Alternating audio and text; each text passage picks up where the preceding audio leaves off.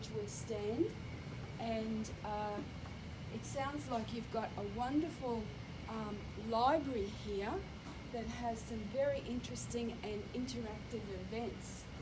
I would also like to thank my husband Norman, also called Munganbana.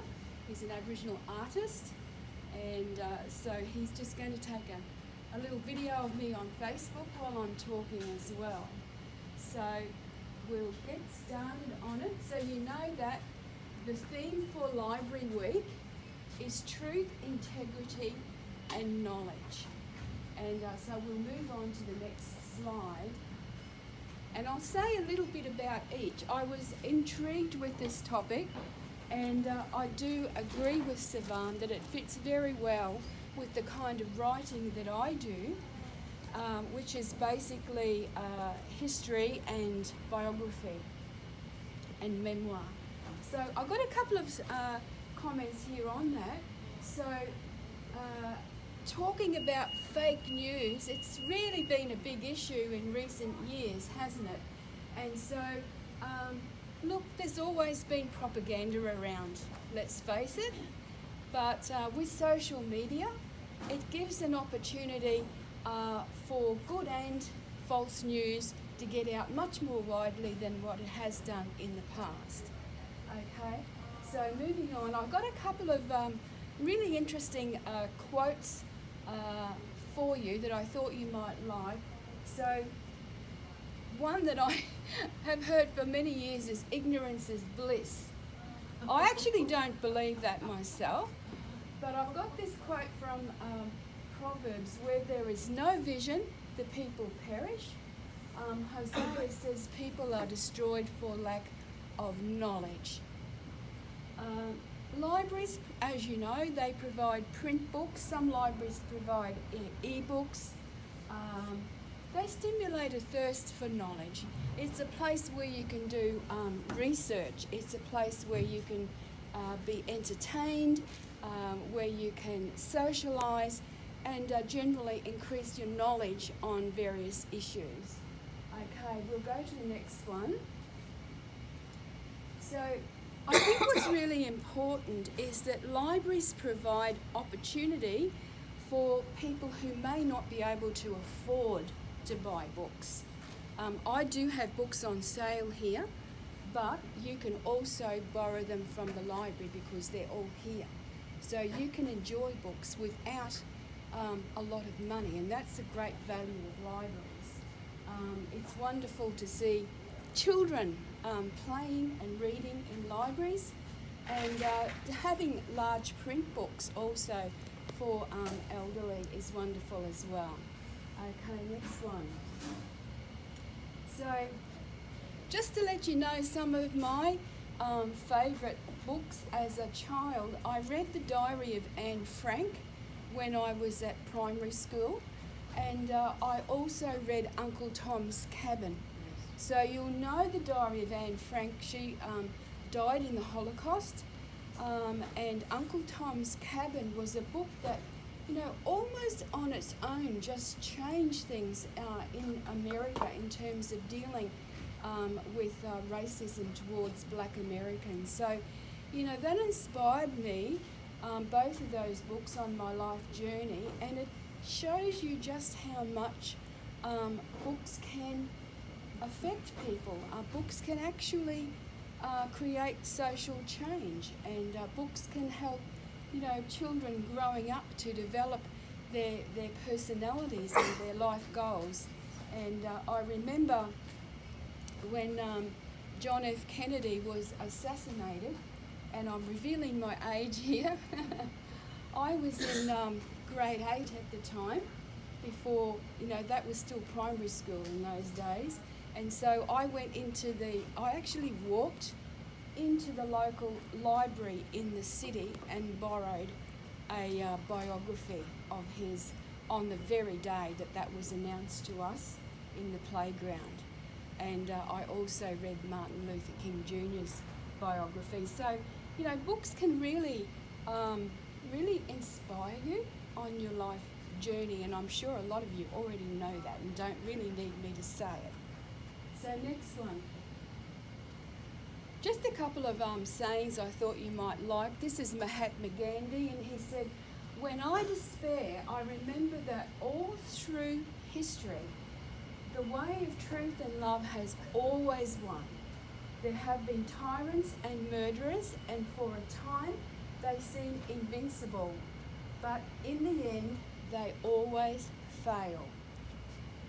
Think of it. Always. Okay, next one.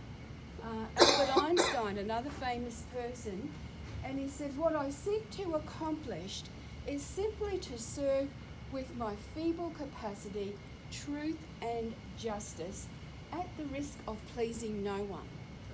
So, we can't please all of the people all of the time. And when we put our head up, sometimes people just want to smack us. But that's the way it goes.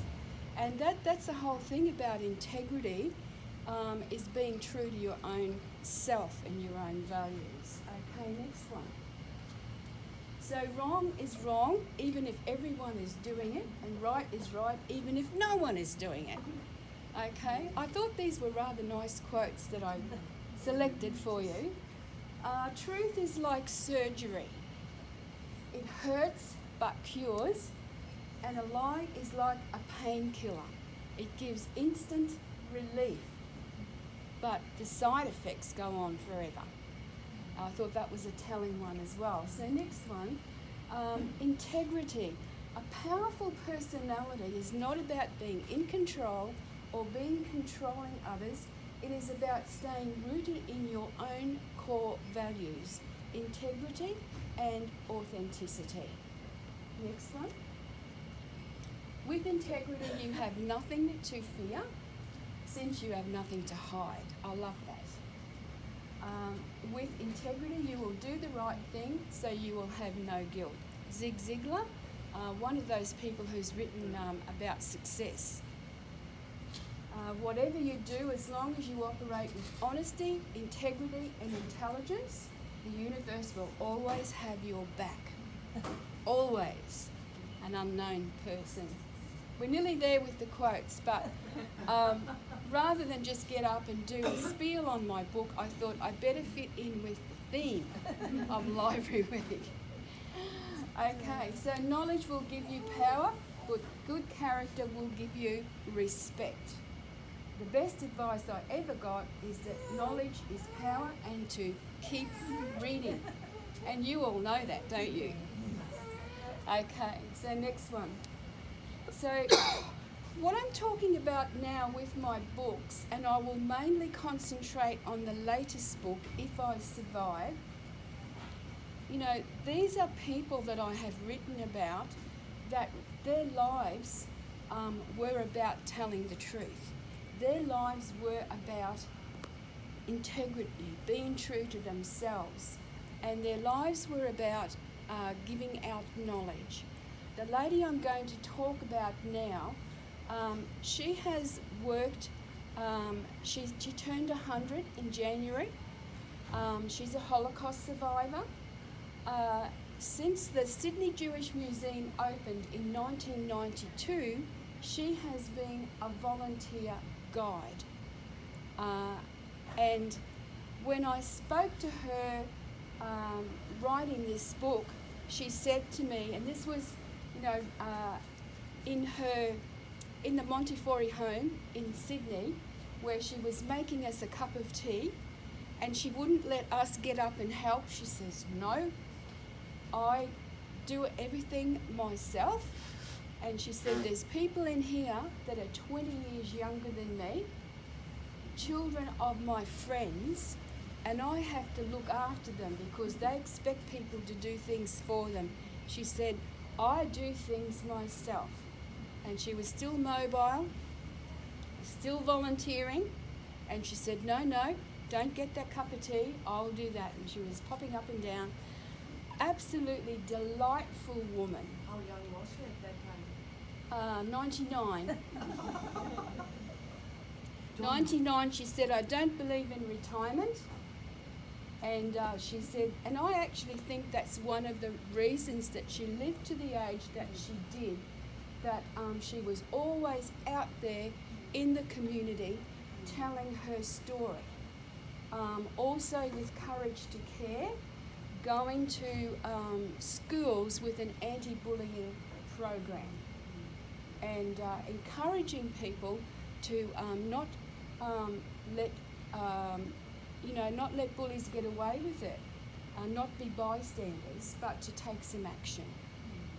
And in doing so, she and the others were talking about people who helped them survive. Otherwise, she wouldn't have been here if she hadn't had some help from people along the way.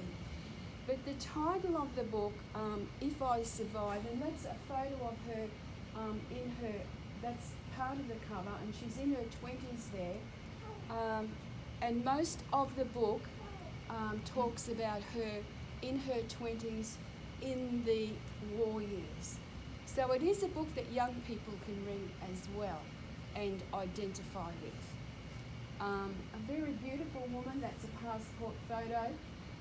She was born in Lublin, Poland in 1919, and she did experience anti-Semitism there, but when the family moved to Warsaw, it was much greater, and she basically, her and the other Jewish students were not able to continue in the university because they were being attacked by the other students, physically attacked.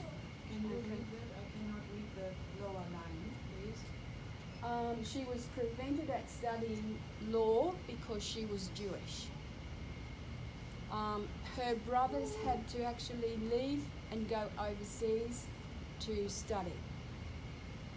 She wasn't able to do that. Okay, so next one. Now that's Lena in the middle. When I first started interviewing her in January 2016, and beside her is Eva Engel, who introduced me to her, and that was in her home in Dover Heights in Sydney. Okay. Now, this is a hungry child in the Warsaw Ghetto. Look, I could have showed you lots of images, but to see a child lying on the street, starving, dying, is a very difficult image to look at, and there are other images in the book like that, because that's about truth-telling, because there are a lot of Holocaust deniers still out there, and that's one of the reasons that motivated Lena to tell her story, one of the reasons that motivated me to tell Lena's story.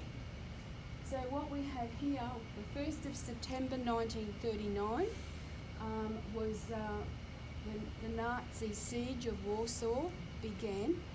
And look, I didn't know much about Poland before writing this book, but because Lena was Polish and I had a number of interviews with her, I couldn't make sense of her story without doing research into the historical background. So I did a lot of research, and I was really surprised to find that Poland is very much at the centre of the story of the Holocaust. Poland had the largest Jewish community in Europe, and it was when Hitler invaded Poland that World War II began. And there's other facts I'll come to. So, can you just go back a sec? So basically, the Warsaw Jews were ordered to relocate to Warsaw Ghetto by the 15th of November 1940. So basically, the Warsaw Ghetto, what happened is any Gentiles, non-Jewish, Aryan they called them, had to move out of that particular area, and Jews from all over Warsaw were forced to leave their homes, leave their jobs, and whatever belongings they could pack on the back of a cart or whatever, they had to move there. Obviously, there weren't enough homes.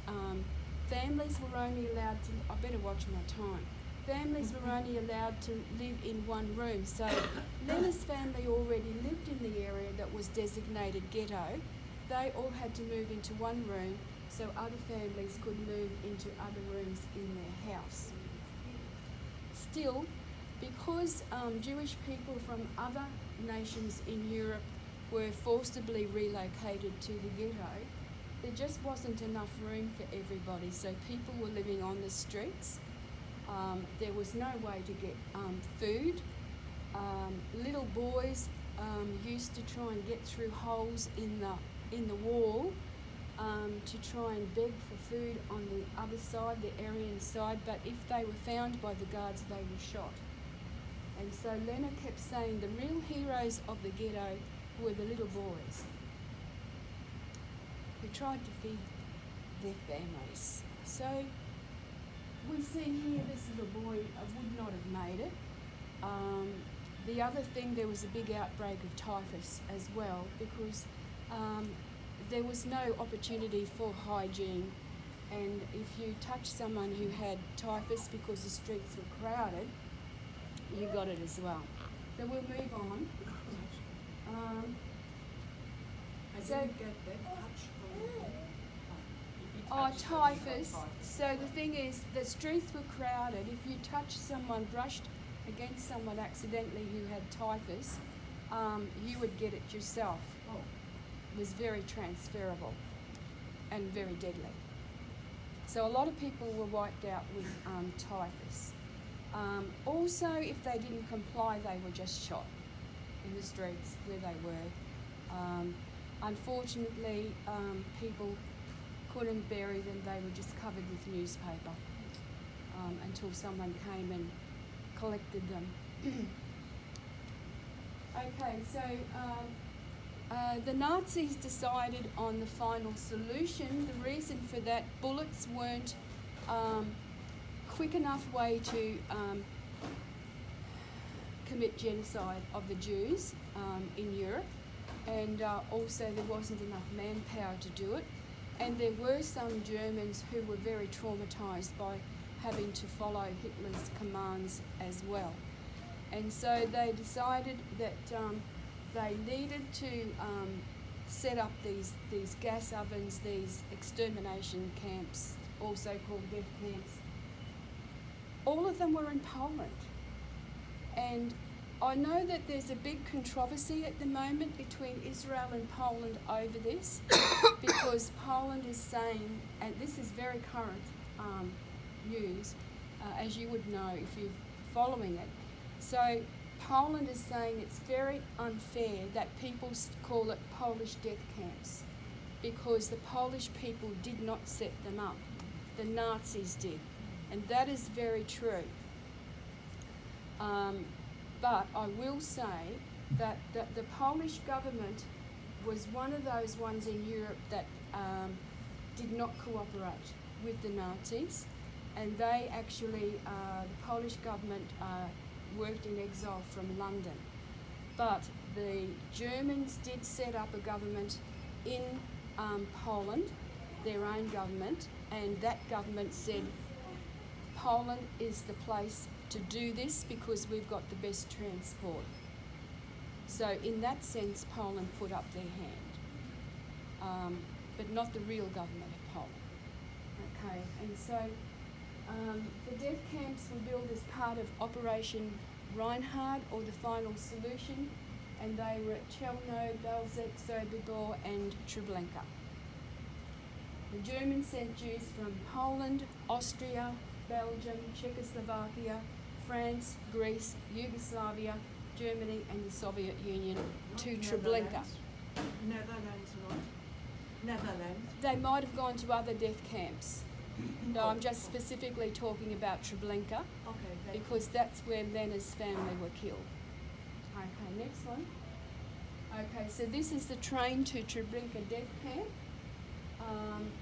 So deportations to supposed work camps, because the Germans, the Nazis really, they said, we're taking you to work camps because otherwise how would you get all these Jewish people onto trains? I mean, a gun was aimed at them and they were shot if they didn't. But however, this was it. They were told they were going to the east, they were going to work camps. And there were a lot of work camps. And